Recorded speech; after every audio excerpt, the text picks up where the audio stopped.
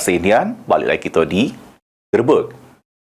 Pemirsa, wang tua keempat tersangka pembunuhan disertai ruda paksa korban pelajar SMP berinisial AA minta anaknya dibebaskan dari tuntutan hukum karena punya alat bukti yang nunjuk ke para tersangka bukan pelakunya. Kasus pembunuhan disertai ruda paksa siswi SMP berinisial AA yang terjadi di area kuburan Cino Palembang memasuki babak anyar. Pasalnya, wong tua dari keempat tersangka membantah anaknya membunuh serta ngeruda paksa korban.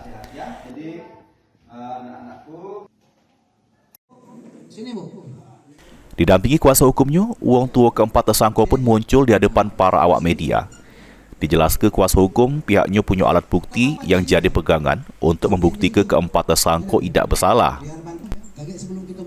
Alat bukti itu ialah runutan rentang waktu kejadian mulai dari jam 12 awan sampai sore korban dievakuasi oleh polisi. Mangko dari itu pihaknya menuntut nyetop ke tuntutan terhadap keempat tersangka karena dinilai tidak cukup bukti. Sudah menganalisa, sekali lagi juga kami ada keyakinan bahwa mereka adalah bukan pelaku daripada kasus pembunuhan dan pemerkosaan almarhum AA tersebut. Karena kami punya fakta-fakta yang harus kami koordinasikan, komunikasikan dengan pihak kejaksaan, kami siap terbuka.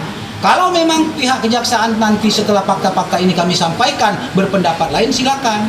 Tapi perlu didengar dulu apa yang sudah kami jelaskan tadi, bahwa kami nuntut dihentikannya penuntutan karena tidak cukup bukti. Mbak ini, penyidik Satreskrim Polrestabes Palembang, sudah mengelimpahkan berkas bersama para tersangka ke Kejari Palembang. Juru waktu dekat, para tersangka bakal disidangkan di Pengadilan Negeri Palembang. Mulkiadi, PAL TV.